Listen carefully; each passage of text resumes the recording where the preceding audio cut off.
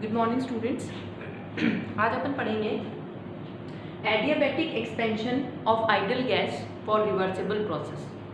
Okay, adiabatic expansion आपको पता है वो होता है जिसमें कि Q क्या हो, ज़ीरो होता है। हीट का एक्सचेंज जो है वो नहीं होता है एडियाबैटिक प्रोसेस में। ठीक है, तो आपके कोर्स में क्या है, चार जो क्वांटिटीज़ हैं वो पूछी गई हैं। एक तो Q, एक पूछा है W, एक डेल्टा E और एक डेल्टा H।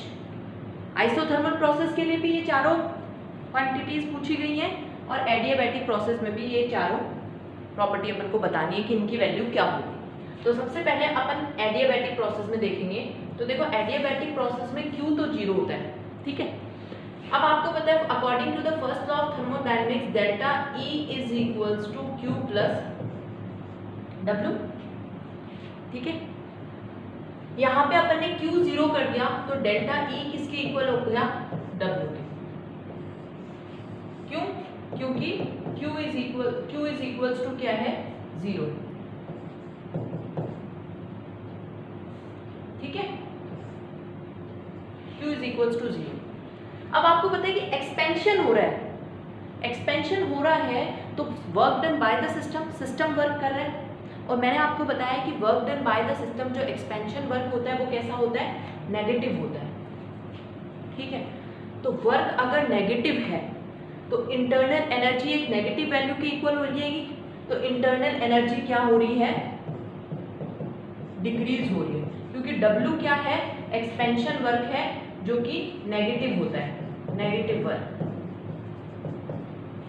ठीक है, मैग्नीट्यूड उसका नेगेटिव होता है, तो इंटरनल एनर्जी इसमें डिक्रीज हो रही है। इसका मतलब एक्सपेंशन प्रोसेस में जो भी सिस्टम काम कर रहा है वो काम के लिए जो एनर्जी मिल रही है वो कौन दे रहा है, इंटरनल एनर्जी दे रही है। और इसलिए इंटरनल एनर्जी क्या हो रही है, घटती जा रही है। ठीक है, किसमें, एडियाबैटिक प्रोसेस में। जैसे जैसे काम हो रहा है, जैसे जैसे एक्सपेंशन हो रहा है, इंटरनल एनर्जी कम होती जा रही है। और आपको पता है, जैसे हम बात कर रहे हैं आइडियल गैस की, और मैंने आपको जूल थॉमसन में बताया था कि इंटरनल एनर्जी जो होती है वो दो क्वांटिटीज का फंक्शन हो सकती है, एक तो वॉल्यूम और एक टेम्परेचर। तो जूल थॉमसन में आपने देखा था कि एक्सपेंशन हो रहा था, एक्सपेंशन हो रहा था तो इसका मतलब वॉल्यूम चेंज हो रहा है। ठीक है, और वहां पे अपन ने एक क्वांटिटी देखी थी del E upon del V at constant T is equals to zero for ideal gas. ये मैंने आपको वहां पे भी बताया था, जिसे मैंने इंटरनल प्रेशर कहा था, और मैंने बताया था कि ये क्वांटिटी जीरो है आइडियल गैस के लिए, क्योंकि इंटरनल एनर्जी वॉल्यूम के साथ चेंज नहीं होती आइडियल गैस के लिए। इंटरनल एनर्जी एक्सपेंशन पे चेंज नहीं होती, किसके साथ चेंज होती है, सिर्फ टेम्परेचर के साथ। वॉल्यूम के साथ इंटरनल एनर्जी का चेंज जीरो रहता है फॉर आइडियल गैस। ये बात तो देखो, जब इंटरनल एनर्जी डिक्रीज हो रही है तो क्या डिक्रीज होगा, टेम्परेचर भी डिक्रीज होगा। इसका मतलब ड्यूरिंग एडियाबैटिक एक्सपेंशन किसी भी आइडियल गैस के इंटरनल एनर्जी डिक्रीज होती है तो टेम्परेचर भी क्या होता है, डिक्रीज होता है, चेंज होता है। एक इनिशियल टेम्परेचर से टेम्परेचर, फाइनल टेम्परेचर कम होता है। ठीक है, ये आपको बेसिक पता होना चाहिए एडियाबैटिक एक्सपेंशन में। ठीक है, अब देखो, आपको पता है कि इंटरनल एनर्जी मैंने आपको बताया हुआ है कि CV इज इक्वल्स टू, अपन ये लिख सकते हैं del E upon del T at constant V। अगर हम यहाँ पे क्या हो जाएगा, CV delta T is equals to delta E। ये हो जाएगी डेल्टा E की वैल्यू। इस डेल्टा E की वैल्यू आप इस फॉर्मूले में लिख दो, तो CV delta T is equals to क्या हो जाएगा, डेल्टा E, और इज इक्वल्स टू क्या हो जाएगा, W। तो कभी आपसे किसी न्यूमेरिकल में CV की वैल्यू दे रखी हो, टेम्परेचर चेंज दे रखा हो, तो आप वहाँ पे इंटरनल एनर्जी का चेंज निकाल लो और वही क्या हो जाएगा, वर्क डन की वैल्यू हो जाएगी। न्यूमेरिकल में ये पूछा जाता है। तो दो तरह की वैल्यू उसको निकालनी आ गई, डेल्टा E, W, Q की वैल्यू जीरो होती है। अब अपन देख लेते हैं डेल्टा H की वैल्यू निकालना किसके लिए, एडियाबैटिक प्रोसेस के लिए। तो देखो, डेल्टा H की वैल्यू कैसे निकालेंगे, आपको पता है delta H is equals to delta E plus P delta V। ठीक है, तो यहाँ पे क्या हो रहा है, इस प्रोसेस में टेम्परेचर चेंज हो रहा है, तो अपन को पता है कि PV इज इक्वल्स टू क्या होता है, RT होता है, ठीक है। तो अपन क्या करेंगे, इसकी जगह RT लिख लेंगे, R डेल्टा T भी लिख सकते हैं क्योंकि PV is equals to RT होता है। तो delta H is equals to delta E plus R delta T, ठीक है। इसमें आप क्या करो, डेल्टा H, ये आपको पता है CV, अभी अपन ने लिखा था इसका कि CV डेल्टा T होता है प्लस R डेल्टा T, ठीक है। तो डेल्टा H क्या हो जाएगा, delta H is equals to delta T आप कॉमन ले लो और CV प्लस R आ जाएगा, ठीक है। अब आपको पता है Cp minus CV is equals to क्या होता है, R होता है। तो आप ये देखो Cp is equals to R plus CV हो गया, तो यहाँ delta H is equals to Cp आ जाएगा R प्लस CV की जगह, तो Cp डेल्टा T लिख दूं मैं इसको, तो Cp डेल्टा T, ये होती है डेल्टा H की वैल्यू किसके लिए, एडियाबैटिक प्रोसेस के लिए। तो चारों क्वांटिटीज अपन ने निकाली है एडियाबैटिक प्रोसेस के लिए। Q होता है 0, डेल्टा E और W जो होते हैं वो इक्वल होते हैं CV डेल्टा T के इक्वल, ठीक है। और जो डेल्टा H होता है वो होता है Cp डेल्टा T के। तो ये चारों क्वांटिटीज एडियाबैटिक प्रोसेस के लिए निकल गई।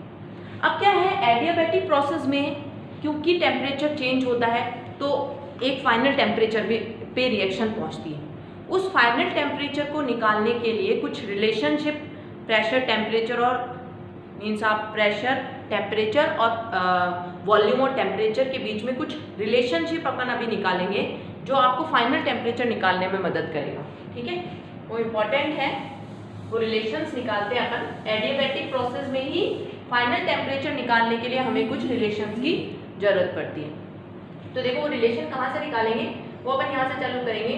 Delta E is equals to आपने अभी पढ़ा था W, ठीक है। डेल्टा E आपने पढ़ लिया CV डेल्टा T होता है, ठीक है। इसका अपन बिगर चेंज ना लेके स्मॉलर ले लेते हैं डेरिवेशन करने के दौरान, डेल E। तो यहाँ पे आप कर सकते हो CV dt और यहाँ W इज इक्वल्स टू क्या होता है, माइनस PdV, ठीक है। अब आप क्या करो, CV dt माइनस P की जगह आप क्या लिख सकते हो, क्योंकि PV इज इक्वल्स टू क्या होता है, nRT। तो V is equals to P is equals to P निकालना है ना अपन को, तो P इज इक्वल्स टू क्या हो जाएगा, nRT अपॉन V। n को मैं 1 मान लेती हूँ कि 1 मोल के लिए अपन निकाल रहे हैं, तो क्या बच जाएगा RT अपॉन V माइनस है RT अपॉन V। P की जगह मैं लिख रही हूँ RT अपॉन V D, ठीक है। अब इस T को इसके नीचे ले जाती हूँ, CV dt upon T is equals to minus R upon V D, ठीक है। इस इक्वेशन को अपन इंटीग्रेट कर देते हैं दोनों तरफ, integrate this equation both side, ठीक है। इंटीग्रेट बोथ साइड, तो इंटीग्रेशन जब हम करेंगे तो CV dt अपॉन T का इंटीग्रेशन और minus R dV upon V का इंटीग्रेशन, ठीक है। तो देखो इंटीग्रेशन से क्या होगा, आपको पता है 1 अपॉन T का इंटीग्रेशन क्या होता है, ln T, ठीक है। इंटीग्रेशन की लिमिट्स भी लगा दो आप यहाँ पे, T1 T2 और ये है V1 V2। तो 1 अपॉन T जो होता है dt अपॉन T जो है इसका इंटीग्रेशन क्या होगा, ln T। ऐसे ही 1 अपॉन V का इंटीग्रेशन होगा ln V। तो यहाँ पे देखो आप क्या लिखोगे, CV ln T, और ln T में फिर अपन लिमिट्स लगाएंगे ना कि ये T1 है और ये T2 है, इंटीग्रेशन की लिमिट्स इधर हो जाएगा माइनस R ln V, और ln V पे भी फिर आप ये लिमिट्स लगाओ कि वॉल्यूम 1 से फाइनल वॉल्यूम तक जो भी चेंज है। तो देखो CV ln किससे लिखूंगी इसको, पहले final limit ln T2 minus ln T1, इस तरह से खोल के लिख देंगे, ठीक है। ऐसे ही क्या हो जाएगा, minus R ln V2 minus ln V1, ठीक है। और फिर आप क्या करो, क्योंकि आपको पता है लॉग में जब माइनस में होता है तो वो डिवाइड में आ जाते हैं, log m minus log n log m upon n होता है। तो इसको आप कैसे लिख सकते हो, CV ln T2 upon T1 is equals to minus R ln V2 upon V1 हो जाएगा, ये आ गया अपने पास, ठीक है। अब क्या करेंगे, देखो इसमें आप इस CV को भी इधर लेके चले जाओ तो इक्वेशन क्या बन जाएगी, ln T2/T1 minus R/CV ln V2/V1, ये हो जाएगा अपने पास। इसको मैं रब कर देती हूँ, ये हो गया अपने पास, ठीक है। अब अपन क्या करते हैं, आपको पता है कि ये log ln के आगे लगा हुआ है, तो इसको मैं इसके पावर में भी ले जा सकती हूँ, क्योंकि देखो log m की पावर n जो होती है वही तो आगे आती है, उसे हम n log m लिखते हैं। तो जो आगे होता है log के, उसको पावर में भी तो ले जा सकते हैं। तो इसको मैं पावर में ले जाऊंगी, किसको, R/CV को। पहले अपन क्या करते हैं, इस माइनस साइन को हटा देते हैं। माइनस साइन को हटाने के लिए अपन क्या करेंगे, ये जो V1/V2 है ना, इसके रेशियो को चेंज कर लेंगे। V2/V1 का जो रेशियो है उसे लिख देंगे V1/V2, तो माइनस साइन हट जाएगा।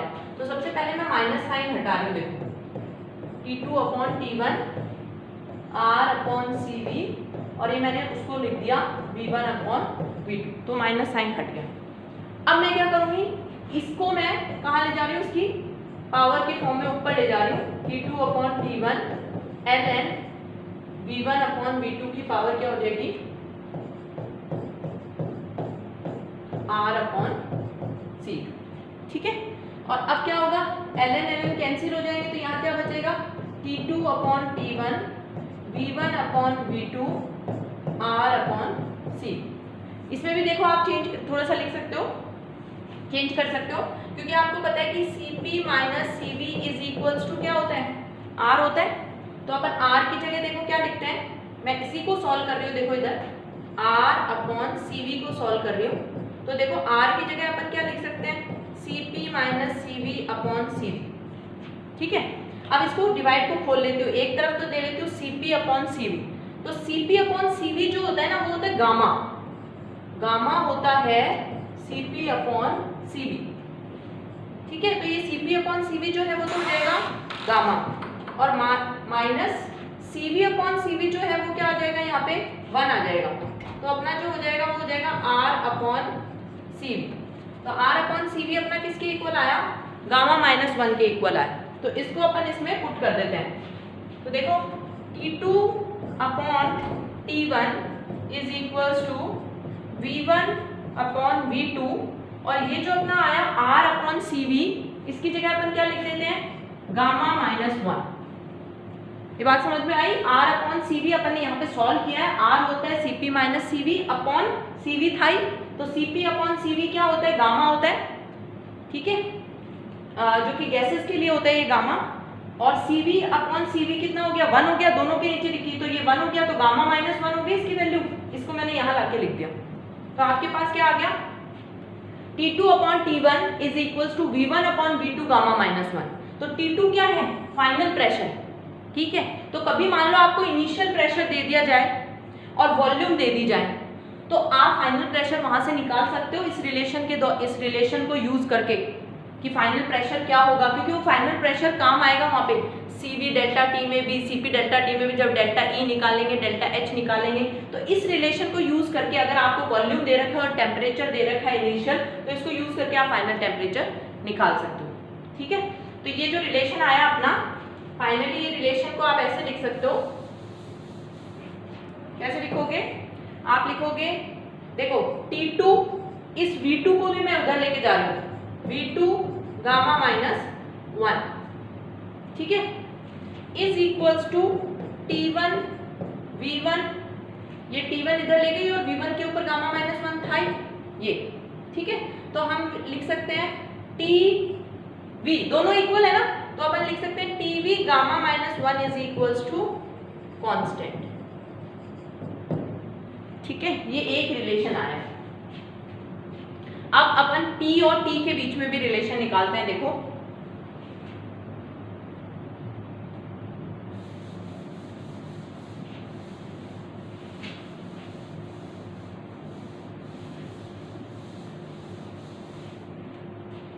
P और T के बीच में कैसे रिलेशन निकालेंगे। देखो आपको पता है P1 V1/T1 is equals to क्या होता है, P2 V2/T2 होता है, ठीक है। अब अपन क्या करेंगे, यहाँ से अपन T2/T1 की वैल्यू निकाल लेंगे, ठीक है। तो आप देखो इधर T2/T1 को आप एक तरफ कर लो, T2/T1 इज इक्वल्स टू क्या हो जाएगा, P2 V2/P1 V1, ठीक है। अब अपन को T2/T1 पहले वाली इक्वेशन से आया था V1/V2 गामा -1, तो वो अपन T2/T1 में यहाँ पे पुट कर देते हैं, V1/V2 गामा -1। तो यहाँ लिखती हूँ मैं V1/V2 gamma -1 is equals to P2 V2/P1 V1, ठीक है।